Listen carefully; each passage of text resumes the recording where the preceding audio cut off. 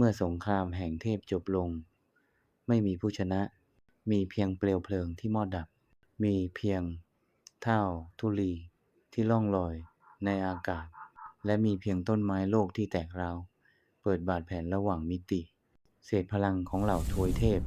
ทั้งศักดิ์สิทธิ์และมืดมนไหลทะลักสู่ดินแดนที่ไม่มีชื่อ